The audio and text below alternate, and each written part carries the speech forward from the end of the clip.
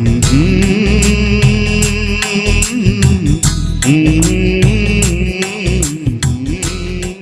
The Lord. प्रभु का धन्यवाद हो। बेटा आप भी बैठ जाइए, अच्छा लगेगा आप लोग बैठ जाओगे तो।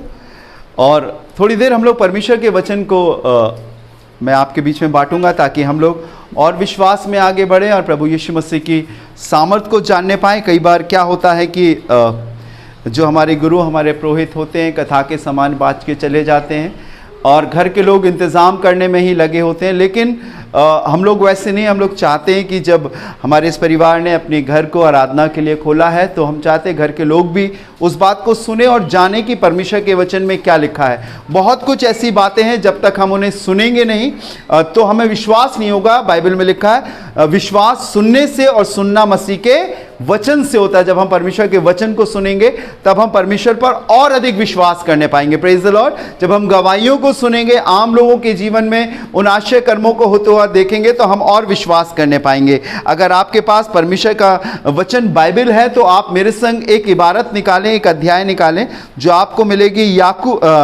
अय्यूब की किताब, उसका 5वां अध्याय और उसका 8वां पद। भजन संहिता से पहले आपको मिलेगा अय्यूब की किताब, उसका 5वां अध्याय और उसका 8वां पद। बहुत गौर से सुनिएगा। अय्यूब की किताब 5वां अध्याय उसका 8वां पद। जिसे मिलता है पढ़ने में मदद करें जी। बहुत गौर से सुनिएगा। ये एक प्रभु का दास है, इसने कोई गलत काम नहीं किया है, कभी किसी की बुराई नहीं करी। बाइबल में लिखा है कि जहां ये रहता था उस देश का नाम ऊज था। ये अमीर था, धनवान था, ये खरा पुरुष था और सच्चाई से पालन किया करता था। और अक्सर मैंने इसके विषय में आपको बताया है कि ये एक ऐसा शख्स था जो परमेश्वर और शैतान दोनों के बीच में आ गया और परमेश्वर ने शैतान से पूछा क्या तूने मेरे दास अय्यूब पर दृष्टि करी है। जी हाँ, पढ़ेंगे परमेश्वर के वचन में से अय्यूब उसका 5वां अध्याय 8वां पद। जी हाँ। परंतु मैं तो ईश्वर ही को खोजता रहूंगा और अपना मुकदमा परमेश्वर पर छोड़ दूंगा। लिखा हुआ है परंतु मैं तो परमेश्वर ही को खोजता रहूंगा और अपना मुकदमा परमेश्वर पर ही छोड़ दूंगा। यहां पर एक मुकदमे की बात है। मैं आपको इस मुकदमे का जिक्र बताऊं। बात कुछ ऐसी है जैसा मैं आपको बता रहा था कि ऊज देश में रहा करता था। ये धनवान था, खरा था, बुराई से दूर रहने वाला था। एक दिन परमेश्वर ने शैतान से कहा क्या तूने मेरे दास अय्यूब पर दृष्टि करी है। उसने कहा हाँ मैंने देखा है, तूने उसे फलाया फुलाया बढ़ाया और उन्नति दी है, इसलिए वो तेरी महिमा कर रहा है। तू अपना हाथ उस पर से हटा ले, देख वो अभी तेरे नाम को बुरा करेगा और बुराइयां करेगा तेरी। तब परमेश्वर ने उससे कहा ठीक है, अगर तुझे विश्वास नहीं है तो मैं अपना हाथ उस पर से हटा लेता हूं, तू उसके शरीर को और प्राण को मत छूना। और उसके बाद परमेश्वर वहां से चला गया और शैतान ने ढेर सारी परीक्षाएं अय्यूब पर भेजी। अगर आपने बाइबल पढ़ी है तो बाइबल में लिखा हुआ है जितनी उसकी शौहरत थी, धन दौलत थी, ऊंट बैल गाय जानवर थे, वो सब एक बार दुश्मन के लोगों ने आक्रमण किया, उसके सारे नौकर चाकरों को मार दिया और सारे उसके जानवरों को अगवा करके ले गए। और ऐसे ही लिखा हुआ है वचन में कि एक जगह उसके बेटे, उसके पास 7 बेटे और 3 बेटियां थी, एक भवन में जश्न मना रहे थे और पश्चिम से इतनी जोर की हवा चली कि भवन की छत गिरी और उसके 10 की 10 संतानें एक बार में दबकर खत्म हो गई। तब अय्यूब ने अपने मुंह से कहा कि जिस परमेश्वर के हाथ से हम सुख लेते हैं दुख ना लें, परमेश्वर ने लिया, परमेश्वर ने दिया, परमेश्वर ने लिया, उसका नाम धन्य हो। तब भी उसने कोई पाप नहीं किया। फिर उसके बाद फिर परमेश्वर और शैतान दोनों आमने सामने आए। तब वो कहने लगा कि नहीं, तूने उसके शरीर और उसके प्राण को बचाया, इसीलिए वो अभी भी अपनी खराई पर बना हुआ। उसने कहा ठीक है, अब तू उसके शरीर को छू सकता है लेकिन उसके प्राण को हानि नहीं पहुंचा सकता है। और फिर उसके बाद दोनों अलग हो गए। फिर लिखा हुआ है कि अय्यूब सिर की चोटी से पैर की एड़ी तक बड़े बड़े फोड़ों से भर दिया गया।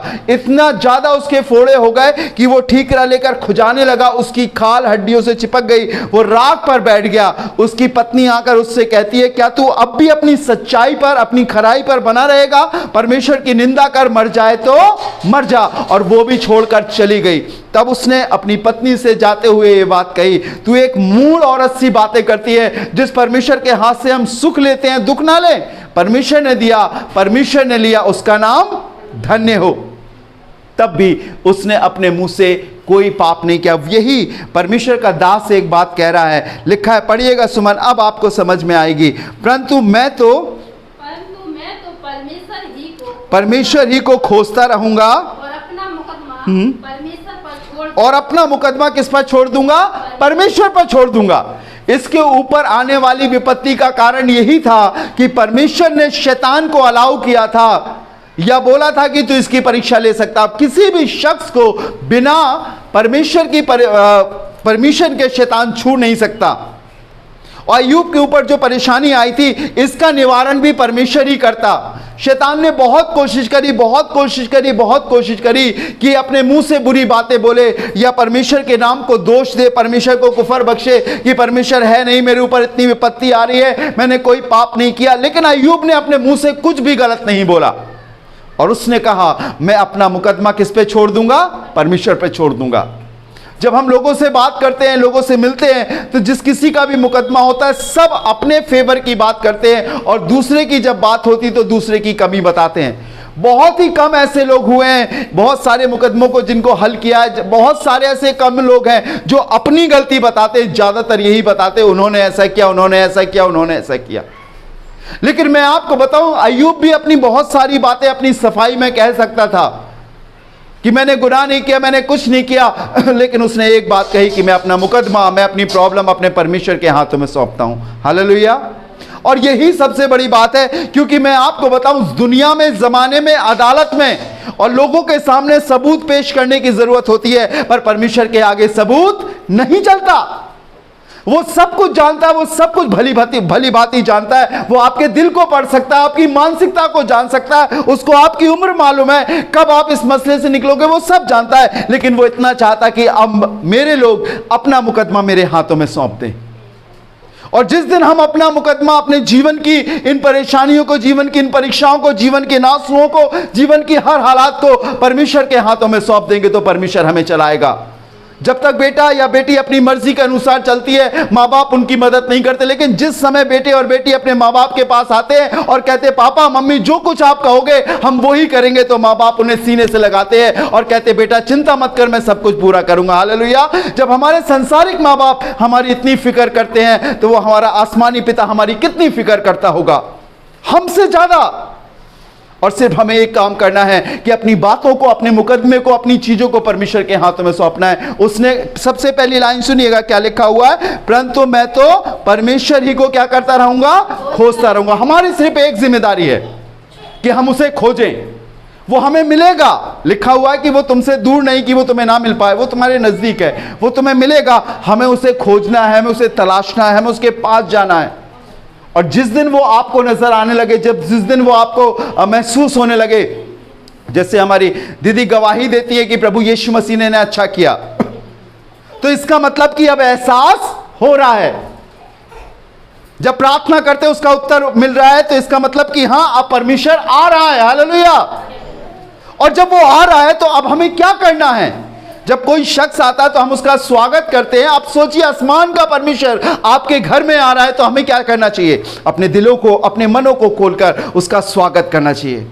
और हम उसका स्वागत कैसे कर सकते? उसे कुछ नहीं खाना, उसे कुछ नहीं पीना, उसे कुछ नहीं चलाना। वो मालूम कैसे खुश होगा? हाँ प्रभु, मेरे दिल का दरवाजा, मेरे मन का दरवाजा तेरे लिए खुला है।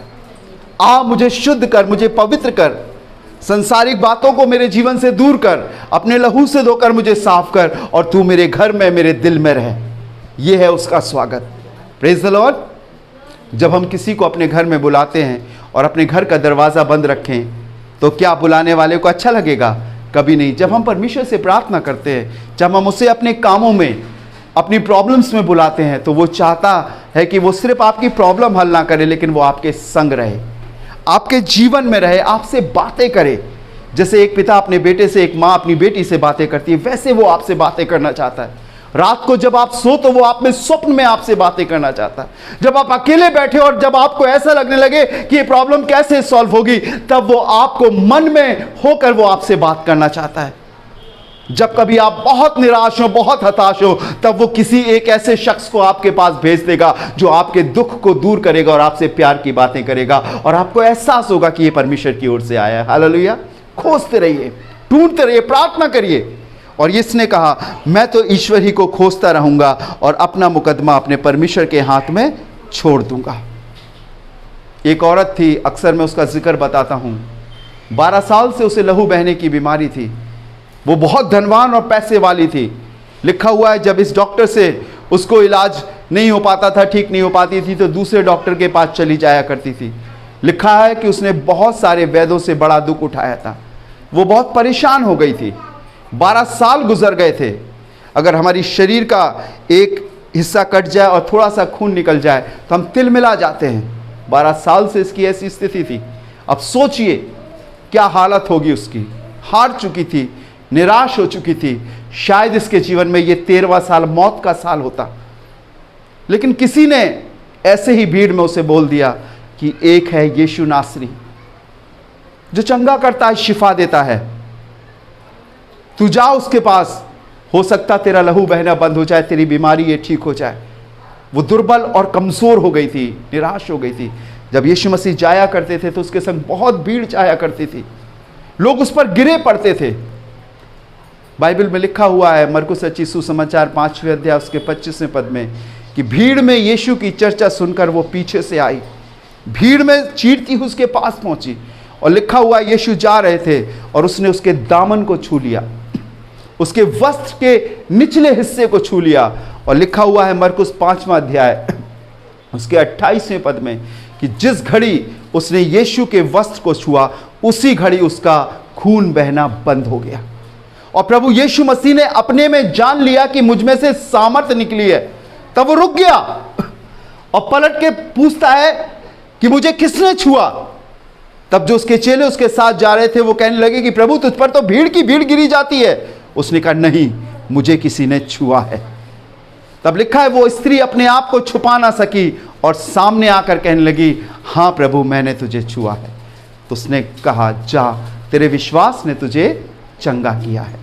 ये बात मैं क्यों आपको बता रहा हूं खुदावंद के लोगों, बहुत सारे लोग आज परमेश्वर को पुकार रहे हैं, बहुत सारे लोग आज ईश्वर को खोज रहे हैं और उन्हें ऐसा लग रहा है कि वो उनके पास है नहीं, पर किसी ऐसे शख्स की उसको जरूरत है जो विश्वास से उसे पुकारे, जो सच्चे दिल से उसे पुकारे। बाइबल में लिखा है वो हजारों में से चुनकर अपने लोगों पर अपनी करुणा बरसाता है। वो आंसुओं की कीमत जानता है, वो आपके दुख को जानता है। शायद कई बार लोगों की आंखें पथरा जाती है और हिम्मत टूट जाती है, आंसू बहना बंद हो जाते हैं और कहते हैं अब जो होगा सो देखा जाएगा। लेकिन मैं आपको बताऊं ऐसी नाउम्मीदी के समय जब सब कुछ निराशा की तरफ जा रहा हो, मैं आपको बताऊं विश्वास से प्रार्थना करना और कहना कि प्रभु मैं तुझे छूना चाहता हूं, उसी दिन आपकी ये प्रॉब्लम हल हो जाएगी। कितने लोग पुकार रहे ये इंपॉर्टेंट नहीं है, पर कितने लोग विश्वास और सच्चाई से पुकार रहे ये इंपॉर्टेंट है। कितने लोग हाथ जोड़ रहे हैं ये इंपॉर्टेंट नहीं है, लेकिन कितने लोग सच्चे रूप से प्रभु के सामने दिल से हाथ जोड़ रहे हैं ये इंपॉर्टेंट है। अपना काम बनाने के लिए तो लोग नेता लोगों को भी नमस्ते करते, भैया पाए लागे, और वो भी कहते हैं हाँ ठीक हो, लेकिन निकलते ही गाली देते हैं कि जब तक पैसा नहीं देंगे काम नहीं करेगा। ऐसा जोड़ना हाथ खुदा के आगे नहीं चलता। आप हाथ जोड़ो ना जोड़ो कोई फर्क नहीं पड़ता, लेकिन अगर आप सच्चाई से उससे कहोगे वो आपके काम को करेगा। हालेलुया। मैं किसी ऐसे ईश्वर देवता भगवान की बात नहीं कर रहा हूं खुदा के लोगों जो चंद लम्हों के लिए आपके काम बनाने के लिए आपके पास आ जाए, लेकिन मैं एक ऐसे परमेश्वर की बात कर रहा हूं जिसने कहा है मैं जीवन भर तुम्हारे साथ रहूंगा। हालेलुया। वरन मृत्यु के बाद भी मैं तुम्हारे साथ बना रहूंगा। इसीलिए अय्यूब कहने लगा मैं तो परमेश्वर ही को खोजता रहूंगा और अपना मुकदमा परमेश्वर पर छोड़ दूंगा। आज से हम लोग एक काम करेंगे, अपने इस परिवार के लिए प्रार्थना करेंगे, अरविंद भैया के लिए, दीदी के लिए, भैया के लिए, इस बच्ची के लिए, इस पूरे परिवार के लिए प्रार्थना करेंगे। और प्रार्थना करने के बाद आज के बाद से हम उस चीज़ के लिए कभी प्रार्थना नहीं करेंगे, सिर्फ हम धन्यवाद देंगे कि हाँ प्रभु तूने कर दिया है और हम इंतजार कर रहे हैं वो सही समय कब आएगा। Praise the Lord. ठीक है, यही हमारा विश्वास दिलाता है। अगर हम बार बार उसी चीज के लिए प्रार्थना कर रहे हैं तो इसका मतलब यह है कि हमें प्रार्थना करने वाले पर जिससे हम कर रहे हैं विश्वास नहीं है। नहीं, उसने सुन लिया है। अब हम धन्यवाद करेंगे और इंतजार करेंगे कि प्रभु कब ये मसला हल होगा, और मैं सच बताऊं वो जरूर से हल करेगा। Praise the Lord. क्योंकि बाइबल में लिखा है धन्यवाद का बलिदान चढ़ाने वाला मेरी महिमा करता है। आइए अपनी आंखों को बंद करेंगे, हम दुआ करेंगे और परमेश्वर से यही कहेंगे प्रभु आज की शाम में खुदावन जब हमने तेरे वचन को सुना है, हम अपने आप को, अपनी बातों को जो उलझी हुई हैं, जिन्हें कोई नहीं सुलझा सकता, अपने मुकदमे को प्रभु तेरे हाथों में सौंपते हैं और छोड़ते हैं। तू हल निकाल। आइए दुआ करेंगे, अपनी आंखों को बंद करेंगे, कोई किसी को नहीं देखेगा, सिर्फ हम लोग अपने इस परिवार के लिए प्रार्थना करेंगे। धन्यवाद भगवान दास भैया के लिए, दीदी के लिए, अरविंद भैया के लिए, इस पूरे घर के लिए। राजाओं के राजा, प्रभु के प्रभु, मैं तेरा धन्यवाद करता हूँ। तू जीवित और सामर्थी परमेश्वर है, कभी किसी का पक्षपाती नहीं है खुदावंद, दयालु है, अनुग्रह करता है खुदावंद। आज बड़े विश्वास से प्रभु जी अपने भैया दीदी को, अपने छोटे भाई अरविंद को तेरे जीवित हाथों में सौंपता हूँ, और इस बात को जान करके प्रभु तेरा कलाम जीवित और सामर्थी है। अपने तलवों को टिकाकर इस घर के लिए दुआ करना चाहता हूँ प्रभु कि अपने अनुग्रह को कर। ये मसला इंसानी एतबार से तो बहुत कठिन लगता है, और कभी कभी तो ऐसा लगता है कि हल हो जाएगा, और कभी कभी लगता है कि कब होगा। लेकिन मैं जानता हूँ प्यारे प्रभु यीशु मसीह कि तू एक ऐसा परमेश्वर है जिसे किसी सबूत की ज़रूरत नहीं है। अगर प्रभु जी मेरे भाई से कोई गलती हुई है, इस परिवार से कोई गलती हुई है प्रभु, तो मैं क्षमा चाहता हूँ, और चाहता हूँ प्रभु तू क्षमा कर, माफ़ कर, दया कर प्रभु। अब प्रभु तू खड़ा हो इस तरफ से, और अब तू इनका न्याय कर खुदावंद। तेरे जीवित और सामर्थी हाथों में सौंपते हैं उन छोटी छोटी बातों को जिसके कारण ये मुकदमा आगे बढ़ रहा है प्रभु। मैं चाहता हूँ वो जो इनके खिलाफ है प्रभु, तेरे वचन में लिखा है कि लोगों का मन, राजाओं का मन तेरे हाथ में नालियों के समान है, तू जहां चाहे मोड़ देता है। प्रभु उसे कायल कर और ठीक कर खुदावंद, ताकि प्रभु ये तेरा परिवार सुख से आप में बढ़ सके। आज सारे मसलों को, सारी तहरीर को, सारी बातों को, दोनों तरफ के वकीलों को, सब सबूतों को खुदावंद तेरे खून में छिपाता हूं, और खुदावंद यीशु मसीह नासरी के नाम से ऐलान करता हूं कि आने वाले दिनों में इस मुकदमे का हल निकलने वाला हो सके। और आज प्रभु ये तेरे बेटे और बेटी जो सिर उठ झुका कर बैठे, फक्र से सिर ऊंचा करके कह सके मेरे खुदावंद ने मुझे जयवंत किया और सब कुछ ठीक किया। प्रभु जी आज तेरे हाथों में सौंपते चाहते भैया की जॉब पर तेरा आशीष का हाथ हो, घर से दूर रहते हैं प्रभु जी, हर क्षण खतरा और भय रहता है, लेकिन प्रभु तू उन्हें अपनी हिफाजत में रख, उनकी सहायता और मदद कर। यीशु मसीह जी मेरी प्रार्थना है तेरा सुख उनके जीवन में आ सके, और जिस इरादे से माँ बाप ने अपने बच्चे की शादी करी थी वो सुख लौट कर इनके जीवन में आ सके।